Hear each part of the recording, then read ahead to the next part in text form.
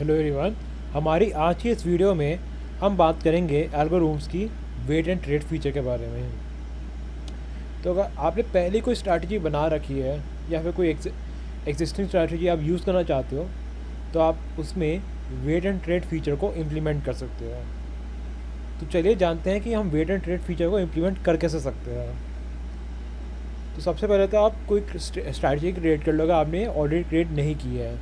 मैं एक नई स्ट्रैटेजी क्रिएट करूँगा एंड इसमें जो इंस्ट्रूमेंट है ये मैं डाल रहा हूँ अभी के लिए निफ्टी 50 का। ऑर्डर लेक्स में मैंने एक सेल पोजीशन डाल दी है जिसकी क्वांटिटी होगी 25, मतलब कि 1 लॉट।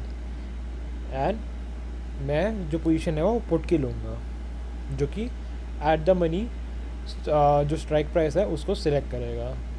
तो ये जो हमारा जो ऑर्डर लेग है ये क्या करेगा, एक पोजीशन को शॉर्ट करेगा। पहले तो एक पोजीशन को सिलेक्ट करेगा जिसका जो कि एट द मनी में होगा एंड वो पुट ऑप्शन होगा, उसको ये सेलेक्ट करेगा।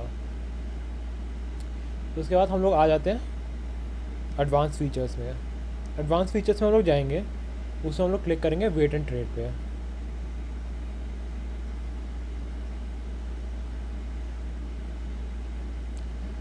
तो एडवांस फीचर्स में हम लोग ने जाके वेट एंड ट्रेड में हम लोग ने क्लिक कर लिया।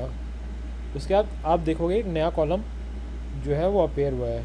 आप देख सकते हो ये जो वेट एंड ट्रेड फीचर्स का जो कॉलम है एडवांस फीचर्स में ये आ चुका है। तो सबसे पहले हम लोग बात करते हैं कि जो पॉइंट का एरो है ये पॉइंट लिखा हुआ है, उसके बाद अप एरो आप देख सकते हैं लिखा हुआ है। तो मान लीजिए कि हम लोग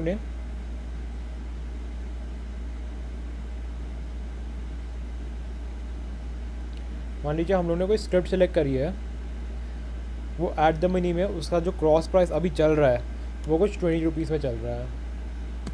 ठीक है, अब हम लोग चाहते हैं कि हम लोग ने जब स्क्रिप्ट सेलेक्ट कर ली है एट द मनी में, सिलेक्ट होने के बाद अगर उसका कॉस्ट जो है वो 30 पॉइंट से बढ़ता है तभी हम लोग उस ट्रेड को एग्जीक्यूट करें। तो हम लोग डाल सकते हैं कि जब चलते हैं हमारा जो स्क्रिप्ट है, जब हम लोग सेलेक्ट कर लिया अपनी स्क्रिप्ट एंड उसमें जो 30 पॉइंट्स का इंक्रीज़ हुआ है, मतलब उसका प्राइस जो है वो 30 पॉइंट से इंक्रीज़ हुआ है, तभी हम लोग ट्रेड को एग्जीक्यूट करना चाहते हैं। एक और हम लोग एग्जांपल ले लेते हैं कि हम लोगों ने कोई स्क्रिप्ट सेलेक्ट करी एंड उसका जो कॉस्ट प्राइस है वो 40 रुपये का है और हम लोग चाहते हैं कि जब हम लोगों ने ये स्क्रिप्ट सेलेक्ट कर ली जिसका कॉस्ट प्राइस 40 रुपये का है, उसके बाद इसमें अगर 30 पॉइंट का बढ़ाव आता है, मतलब कि 40 से ये 70 चले जाता है, 40 से ये 70 चले जाता है, तभी ये जो ट्रेड है वो एग्जीक्यूट होगा। सिमिलरली पॉइंट और फिर एक डाउन एरो है, तो ये क्या करेगा कि जब मान लीजिए कि हमने कोई स्क्रिप्ट सेलेक्ट की एंड उसका कॉस्ट प्राइस है 40 रुपीज़, हम लोग चाहते हैं कि वो स्क्रिप्ट तभी एग्जीक्यूट हो जब जो ऑर्डर है हमारा तभी एग्जीक्यूट हो जब उसका जो पॉइंट्स जो है वो 10 पॉइंट्स का उस पर डिक्रीज़ आया, मतलब कि 40 से वो 30 में पहुंच जाए। तो 40 से ये 30 में पहुंच जाए तब हम लोग चाहते हैं कि ये ऑर्डर जो है हमारा एग्जीक्यूट हो। फिर आप देख सकते हैं कि पॉइंट परसेंटेज है, परसेंटेज इंक्रीज़ और परसेंटेज डिक्रीज़। तो अगर मान लीजिए कोई 100 रुपीज़ की स्क्रिप्ट है एंड उसमें 10% का डिक्रीज़ होता है, तो हम लोग ने 100 रुपीज़ की स्क्रिप्ट सेलेक्ट करी है, उसमें 10% का डिक्रीज़ हुआ, मतलब 90 में पहुंच गया है वो, तब ये ट्रेड एग्जीक्यूट हो। उसके बाद हम लोग देख सकते हैं एक है इक्वल टू का। तो ये क्या करेगा कि हम लोग ने कॉस्ट प्राइस जो है जो जिसका 40 रुपीज़ का कॉस्ट प्राइस है वो हम लोग ने स्क्रिप्ट सेलेक्ट कर ली एंड जब उसका cost price equal to 10 rupees पहुँच जाए, मतलब 40 से ये 10 रुपीज़ से पहुँच जाए, तब हमारी ये जो स्क्रिप्ट है तब जाके ये एग्जीक्यूट हो।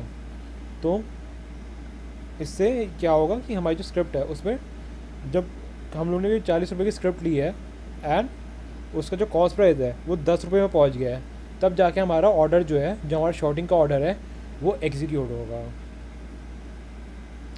तो मैं उम्मीद करता हूँ आपको वीडियो समझ आई होगी। अगर आपको कोई भी डाउट है तो आप मुझे कमेंट सेक्शन में पूछ सकते हैं। तब तक के लिए धन्यवाद।